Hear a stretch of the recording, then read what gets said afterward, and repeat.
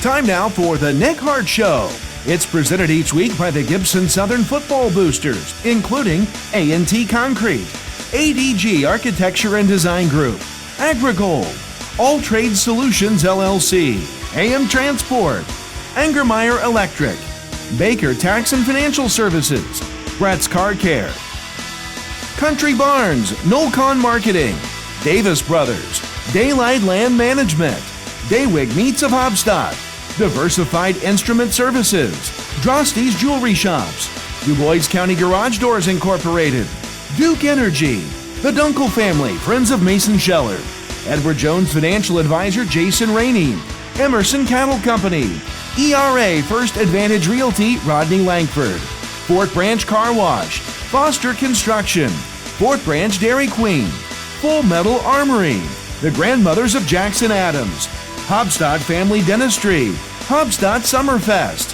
Heritage Federal Credit Union, Heritage Petroleum LLC, Hillside Gardens, Hip Dentistry, Hoosier Pain and Posture, IMI Concrete, Engler Family Eye Care, Jarbo Tax Service, JMCO Technologies, Johnson Commercial Mowing, K&K Excavating Incorporated, Casey Gray, Fuquay State Farm Agent, Kathy Solman Photography, Kiesel Wagner Survey, L&B Boutique, Little Miracles, Lowry Ag, Make Your Mark, in memory of Darwin and Eric Kalis, MyTech Systems, National Vet Help, Perfect Climate Heating and Air, Pole Concrete Construction, by Pro Rehab, Rawhide Golf, Remax Revolution, Ripco Systems, Roberts Boring, Trenching and Excavating, by Sandy's Pizza, Scheller's Carriage Inn, Shearer Monuments,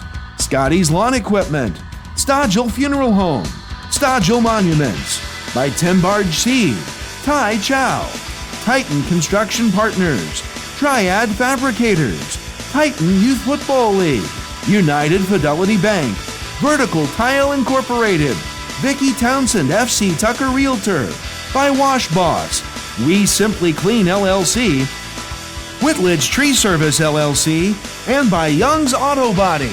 Now, the Nick Hart Show, a special production of the Wabash Valley College Radio, TV, and Digital Media Department and 89.1 The Bash. Hello and welcome to 89.1 The Bash, your home for the Gibson Southern Titans. Here meeting with Nick Hart, Coach Hart today for the Coach Hart Show. Coach Hart, how we doing this morning? Good, how are you? I'm doing fairly well, actually very well. Not fairly, but yep, doing really good. Got to talk about, obviously, talking about some football, something we both thoroughly enjoy. What we'll go ahead and start for today with the Nick Hart Show. A big 56-7 win over Princeton. 49 of those points in the first half, so definitely saw this offense getting off to a great start, to a great rhythm. And also the defense doing a great job continuously bringing out 3-and-outs throughout the whole game. But tell me a little bit about how you thought your team did against Princeton last Friday. I was pretty pleased. I thought, if we talked on the show last week, we were really, disappointed in the direction of our offense and, kind of how we had performed the week before, from an efforts and execution standpoint. So that was a big part of practice for us, this past week. And, I thought those guys came out and, regardless of who we were playing, they came out and, played hard, played at a high level. We had great execution offensively. So, that's something that I thought was a major positive for us. And hopefully just kind of setting that tone for how we have to practice. It was our best week of practice on the offensive side of the ball we've had all year. So hopefully setting that tone about, how you practice carries over to Friday night, and we can kind of keep that offensive rhythm, going moving forward. Yeah, talking a little more about that offense, two players I want to point out, two seniors, two leaders, captains, two veterans that have been playing some great football throughout their whole high school career at Gibson Southern.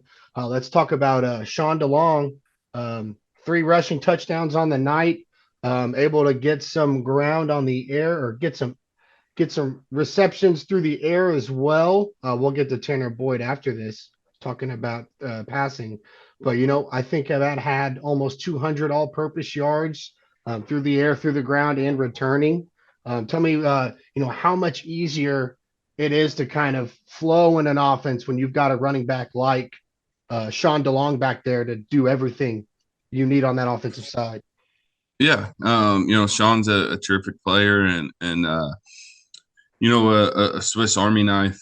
Where you try and get him in the slot and out wide, get him the ball in a multitude of ways. But he played really well on Friday, and I know you mentioned Tanner. Both those guys played great. But from your playing days, it starts up front, and those guys are going to make plays when our guys up front are doing their job. It starts that we played so well. Not perfect, but we played well up front. And it allows guys like Tanner and Sean to perform at a high level whenever you're playing well up front. Yeah, and I'll mention Tanner's stats. I watched the whole game and didn't even think about it, but 15 for 15, not a single incompletion from the stats I've been given here. 172 yards, 2 touchdowns, no picks. Just a great game by Tanner, and you can kind of see that offensive line we mentioned. He's getting the protection.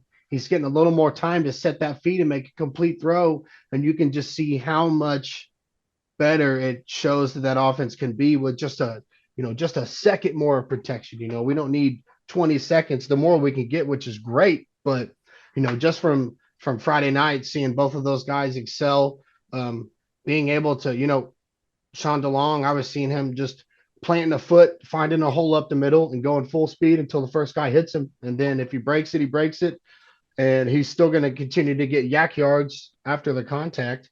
So, the offense really fired on all cylinders, came out to a start. But enough about the offense. Let's talk a little bit about the defense before we take a break. Only giving up 1 touchdown that whole game, coming off to a great start. Tell me what you thought the defense, how they performed throughout the game. I thought pretty well. I thought, again, kind of a slow start out of our defense. Probably our 2 worst plays of the game. Were the first 2 plays of the game, just from an execution standpoint. I think the second play of the game, we actually got a sack or a tackle for a loss, but where we were, was not correct. So, those were like the 2 critical errors for us, was the first 2 plays of the game. So again, we got to kind of come out better prepared defensively. But again, they played really well. Their 1 touchdown was on a 3rd and long, and probably, honestly, it was, something, some pressure stuff that we just wanted to work. Probably, wasn't the greatest call for that down and distance. But when you got a lead, you can kind of work on some of the stuff that you haven't had a chance to get work on. So, we're in man and just missed a tackle on the out route. But I thought overall, a great job by our defense, great job up front. I think we had 7 sacks on Friday night. So, we did a great job of putting pressure on the entire night. Excuse me. Yeah, no, I thought the defense played exceptionally well also. And, we talk about Princeton, kind of had a rebuild for the last couple of years. But, I want to give this team a little bit of credit. They're a young team. I was looking through that roster, and I did not see very many seniors. A lot of their skill players, sophomores and juniors. I think one of their only seniors may have been their Gilmore, their punter and receiver. But, I think there's going to be a lot of expectations going forward for this Princeton team. And I'm not going to, try and talk down on them. They're obviously need to work on a lot of stuff. I think that their coaching situation might be a little bit of an issue as well. But that was just what I'd heard from some fans while we were waiting for that crowded parking lot last night to clear up after the game, or Friday night after the game. But, hopefully that Princeton's got some stuff figuring out for this football team, because I think they could be good next year or the following year, get some of these young guys a little older. But with that, we will go ahead and take a quick break. When we come back, we'll talk a little more about the defense, excuse me, and we'll get going on this big game next Friday against South Warren coming up. But don't go anywhere. You're listening to 89.1 The Bash.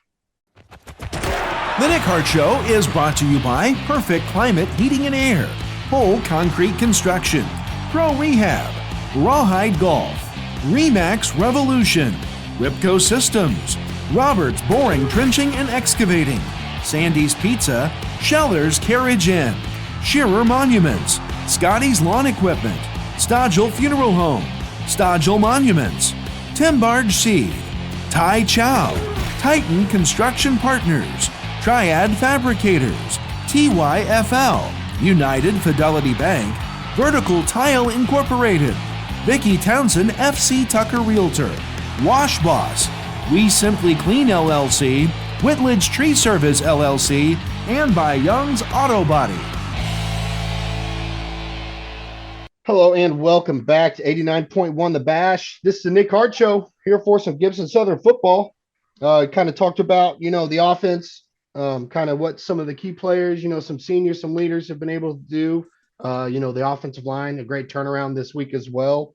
Talked a little bit about the defense, but two guys I want to talk about, they're brothers, Jack and Bo Rose, and it seems like this is just backyard football to them. They fly around together in tandem, doing a great job in pass protection, not just that, but getting to the quarterback and being able to do a great job stopping that run. Tell me a little bit about these Jack and Bo Rose, Coach Hart. Yeah, Bo's a returning starter. He had a great year last year as a sophomore, and Jack's a first-year starter, and both those guys are playing so great. And I think, one kind of cool thing that came out of the Boyle County game is now we're probably not going to play each other in the near future since it was a one-off game.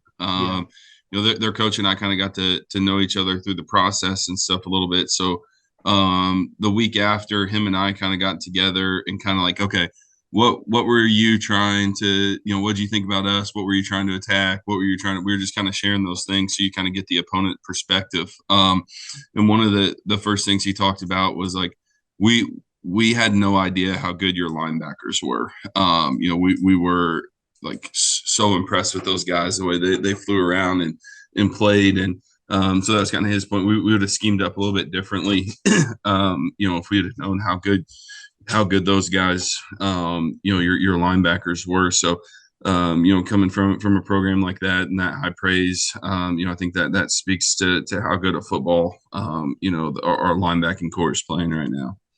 Yeah, and I talked about it on the broadcast last night. And it's like, I'm sure those two guys are just lining up against each other, going best on best every day, getting some extra reps after practice. Because, they're big boys. They're tough. You could tell that they've taken in everything you've taught them, and not just throughout the season, but in the off season. They're putting as much work in as they can to get to be the best of their ability. And I know these are just two guys in this defense, but usually when you see kind of a two linebacker set, you have that Sam or that kind of free linebacker that roams around. Really shows with the defensive line as well that those two guys have got to be your best guys, because those are the guys that have got to read the defense, read the offense, find those windows, find those openings, and try and go make that play. But I think they have done a fantastic job.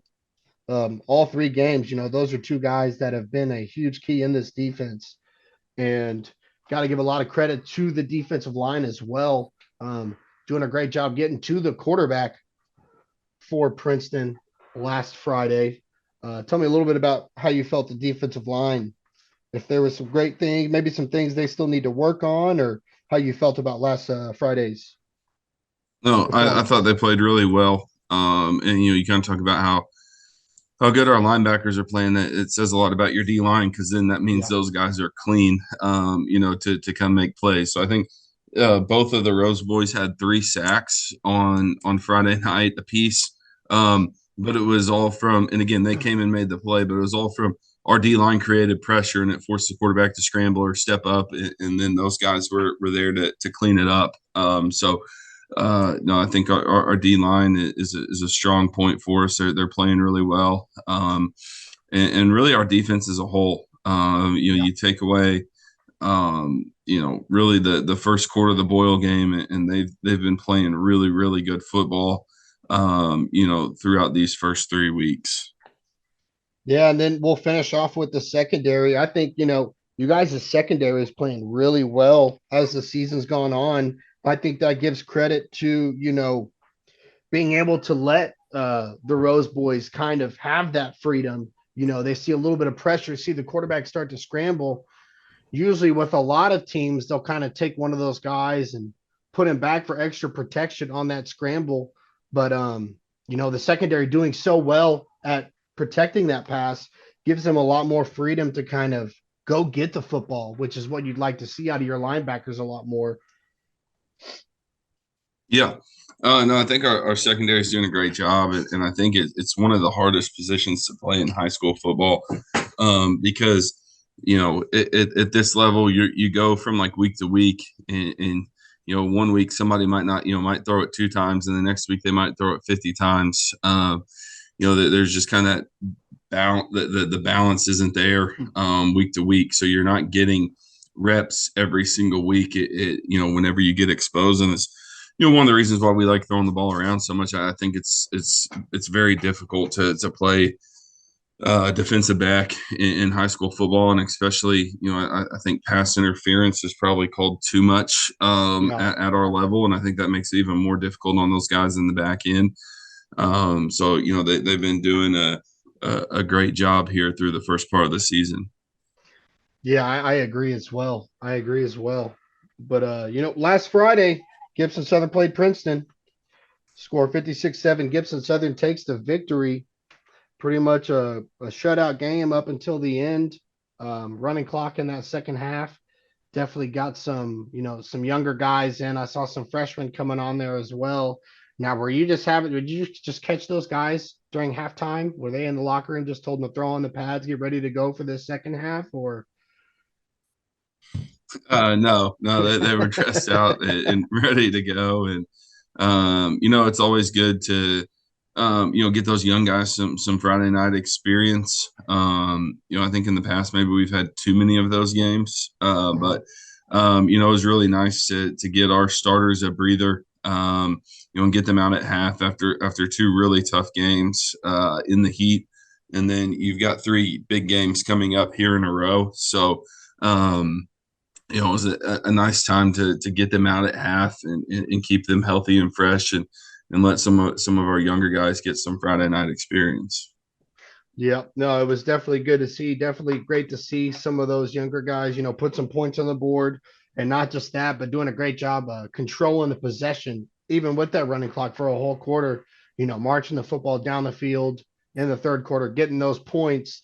Fourth quarter, didn't get that score, but, end up putting Princeton's defense all the way back on the 10-yard line. So both teams doing very well, moving that football, getting positive yardage, and maintaining, possession with some great tempo. But after the offensive defense there, we'll go ahead and take another quick break.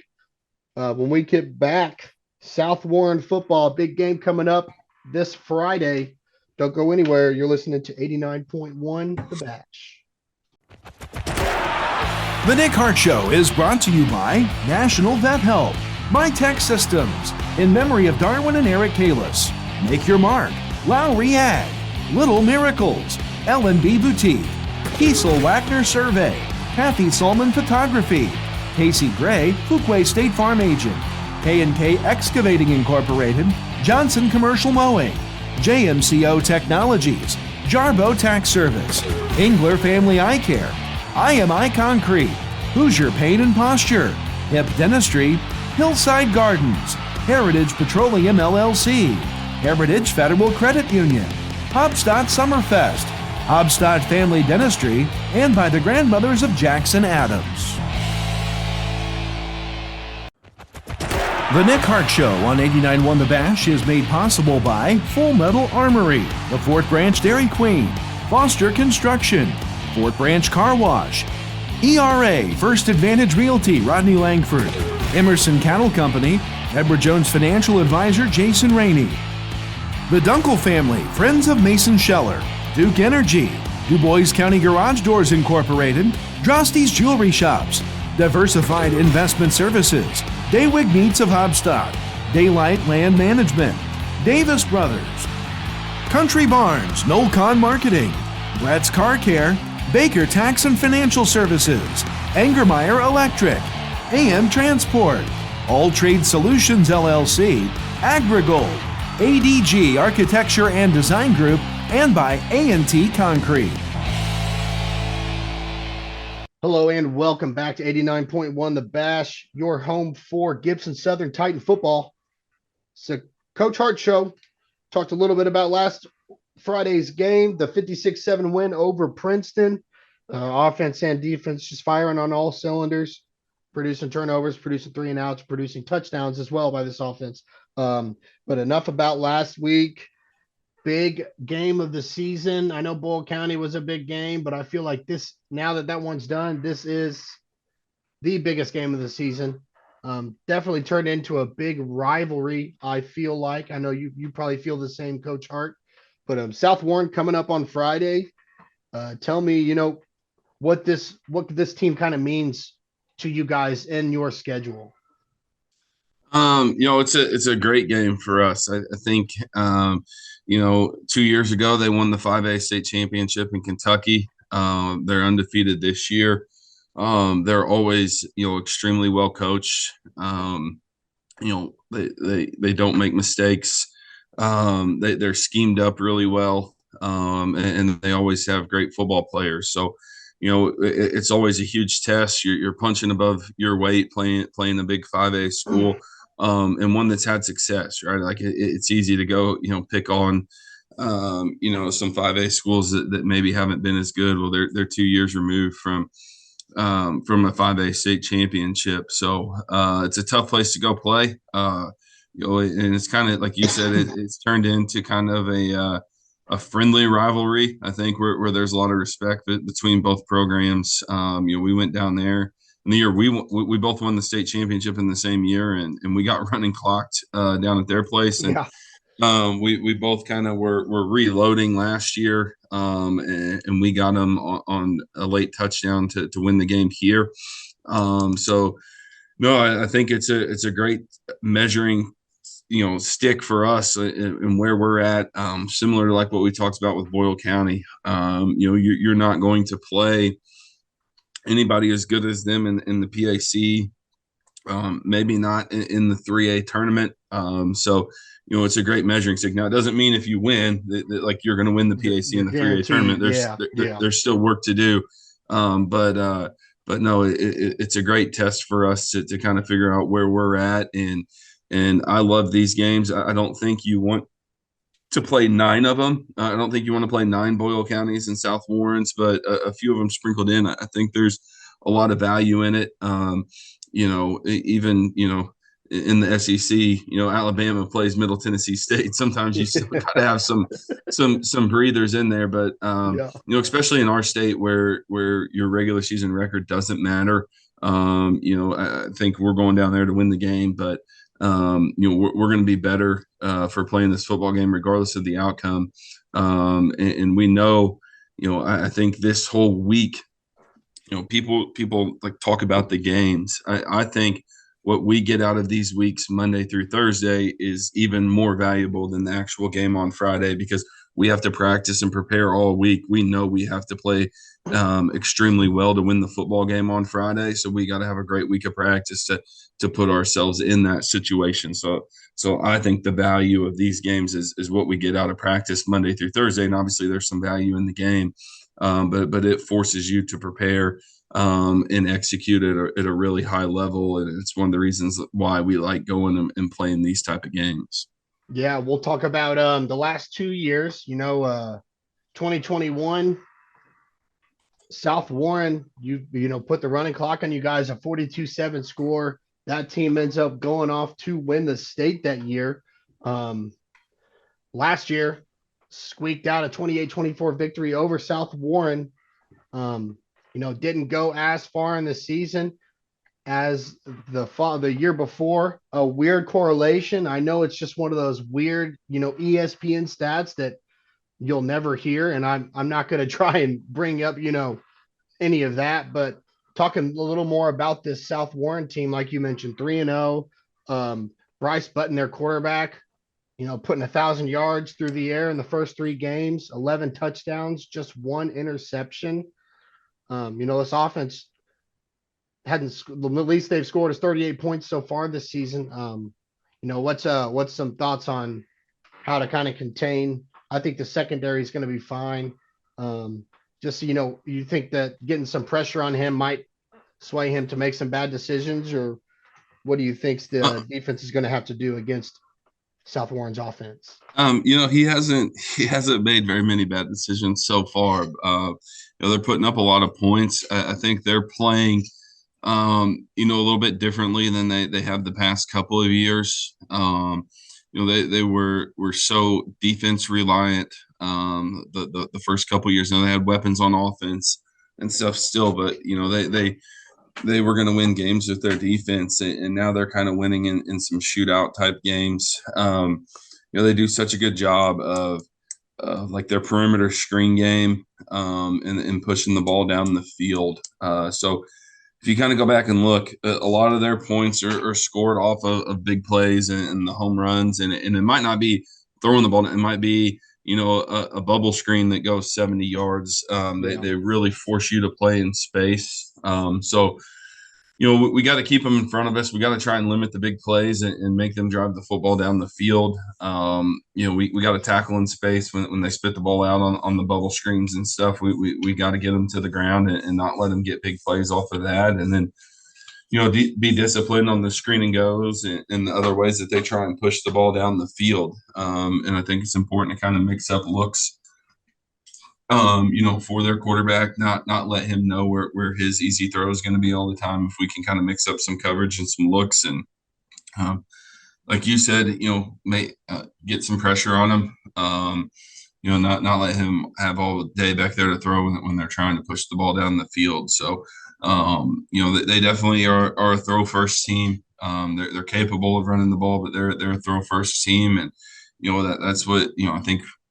If you're playing a running team, you got to try and stop the run first. If you're playing a team that throws it all the time, then you're always trying to make somebody play left-handed, right? So we gotta do a good job in the passing game and kind of force them to run the football, and then hopefully win that battle if we can make them start running the ball. Yeah, I agree. Definitely seeing that. A lot of their threats have been through the air. The biggest key is to get some pressure on this quarterback. Now, and I'm just curious here. And I know if it's anything like when Jingle Ball ran the defense in North Posey, we were not a blitz heavy team at all, a very base defense. It looked like there were a couple stunts from Jack and Bo at times through that last Friday's game, but I feel like for the most part, it was just on the, quarterback scrambles out, free guy open, some Jack or Bo Rose is going to go for that quarterback on that kind of stunt, but delayed. Do you have any kind of packages you're going to install with this defense this year, or not this year, but this week? Maybe some blitz packages, or are you guys going to kind of sit around just more of the base and kind of play off of the offense?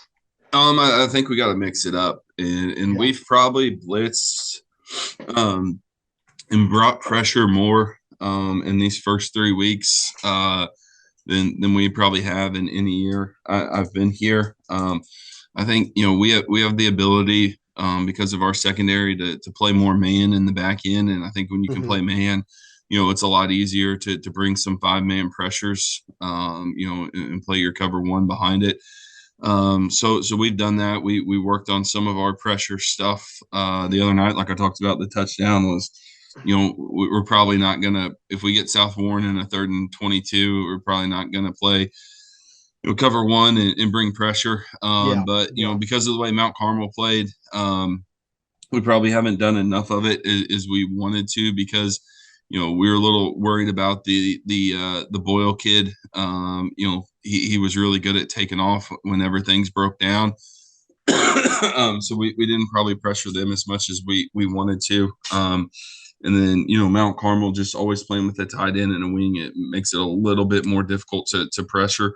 Mm-hmm. So we worked on some of our stuff on Friday night, and there's some more stuff in the toolbox there.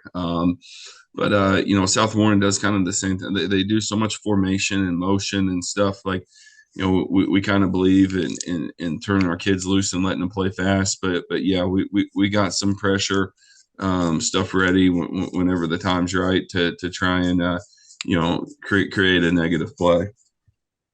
Yeah, and I'm excited to see this defense fly around next week.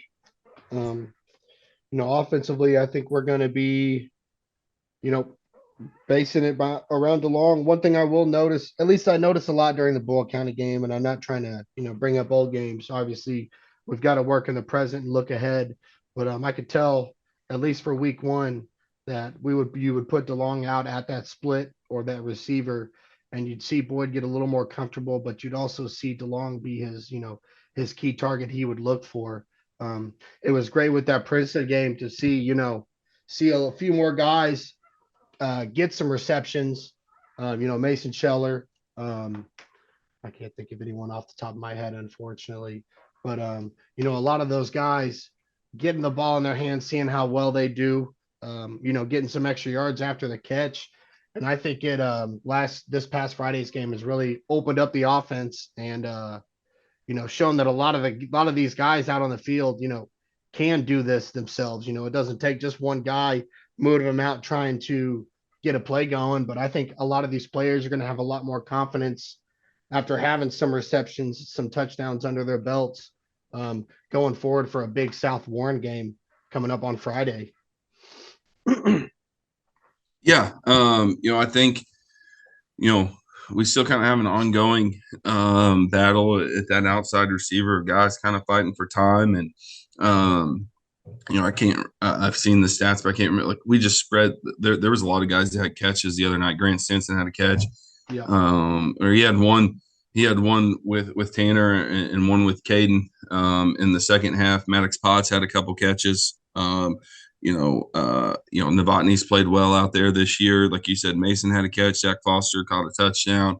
Then Parsons and Heron, Lloyd Sellers in the slot, I think all had a catch. So, with the 15 completions, it was really spread around to, 6, 7, 8 guys and who we were getting the ball to. Noah Keister had a touchdown there in the first half. There's a lot of guys out there, and they're still kind of sorting out who's going to be the guy. But, their defense is, really they've probably given up more points than what I remember them giving up in the past couple of years. But it's a little bit like playing Boyle in the fact, I felt like Boyle was so fast that if we blocked everything up correctly and we executed at a high level, a safety or an outside linebacker, somebody was flying in to make it a 4 or 5 yard gain. And that's why you have to execute at such a high level, because you have to consistently, do that. And they're South Warren's very good up front. I think their Mike Backer is a great high school football player. I love the way he plays. He flies around. He's physical. And so, there's a lot of dudes out there for them defensively, and we're gonna have to execute it at a really high level to move the football and put up points. Yep, and I agree with that. It's exciting. Got a big win coming off from Princeton. Princeton, obviously not the greatest team we'll face in the season or in the PAC conference, but definitely things were moving forward the right way. And I know with yourself and your coaching staff, I think you guys have kind of will make it well known. This was a game we expected you guys to win. We expect you to win big. But now this turnover to the South Warren team, it's not going to be easy. It's going to be a tough fought game. It's going to be another Mount Carmel game, kind of battling. Just hopefully we don't put ourselves in a hole in that first half. Hopefully we learn from our mistakes and how easy it is to play a football game when you come out first drive touchdown, really setting the tone, setting the tempo, and, going forward and finishing out the game. But that is all we've got for this week.